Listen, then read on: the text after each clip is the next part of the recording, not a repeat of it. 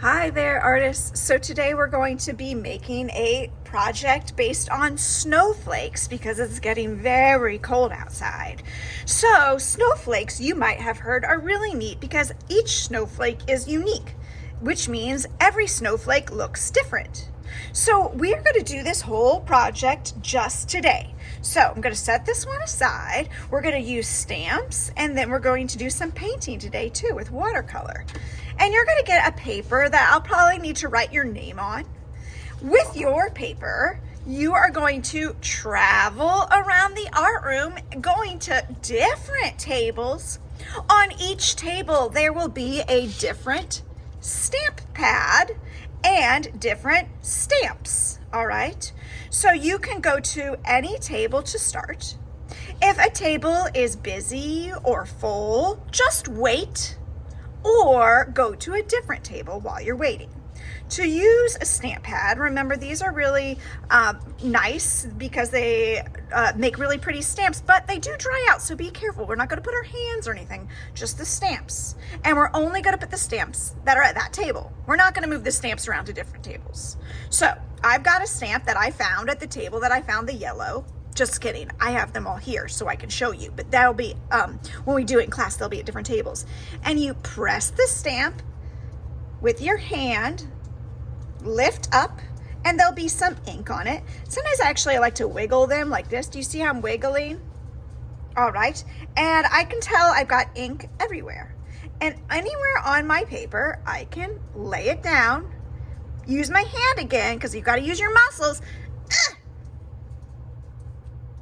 And then I can either get some more of the same color, or I could leave that stamp with there and I can go to a different table.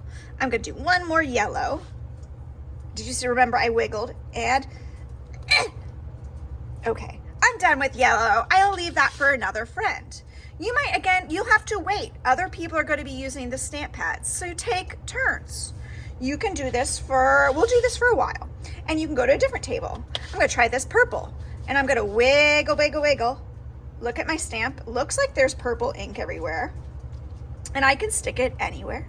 I can even overlap, which means I can cover part of a different one. I'm not gonna cover the whole snowflake, but I'm just gonna overlap this purple one with the yellow one. Oh, I must not have gotten a little ink there. That's okay, it's a little imperfect, just like me.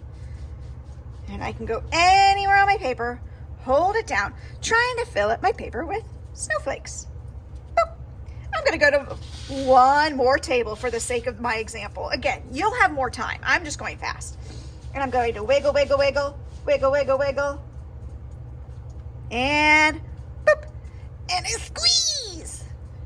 And I lift straight up. Oh no, that one didn't turn out so great. That's okay. I'll go back and I'll wiggle. I'm not going to stamp again on there because it will mess up. So that one's just going to be imperfect.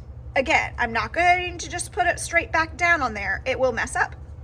Another technique you can do is something called cropping. Cropping is where you have part of your snowflake or stamp or whatever going off the page. Do you see how part of this is off the page? That's called cropping. It's a good thing to do in art. Squeeze with my muscles. And then I lift it up and I can put that back. Again, what the stamps that are at a table stay at that table. I don't take my stamp and go to a different table, because if I did that, if I took this one with the blue ink and I went over there and I stuck it in the yellow pad, that yellow ink pad is going to get dirty. Yucky. All right, guys. So we're going to do that for the beginning of class, and then we will stop. Okay. So, for the second part of your project, I've filled mine with stamps. Just kidding, mine's not very filled with stamps. And now I'm going to paint the background with watercolor.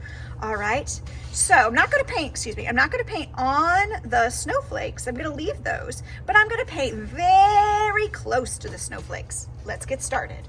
I've got my paintbrush, my water. Oh no, I forgot a towel. I'll get one. I got it. Got it. And then I've got my paints.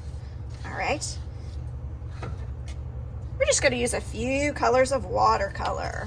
Here we go.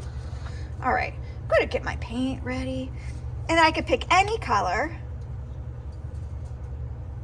and then I can paint, and I can go really, really close to my snowflake, but not on my snowflake, just very, very close. All right.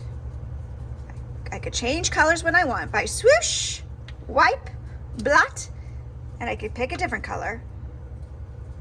And I could blend in, no problem. And I go very close to my snowflake, and I'm gonna end up covering up my whole paper. I have another technique for you.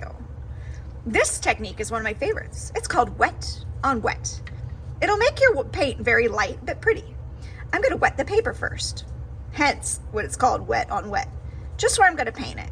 Can you tell it's getting a little wet there? I can see it's turning a little bit different color. And then I could pick my paint. And do you see that if I tap it, it kind of spreads out a little bit? So I can swoosh it like I am doing now, or I could just tap it onto the wet and watch it kind of spread out. So I'm gonna continue painting mine because I'm not finished, but I think it's time that you get started. Remember to paint your whole paper going right up to those snowflakes, but not on top of them. Right up to the snowflakes, but not on top of them. All right, everybody, happy arting.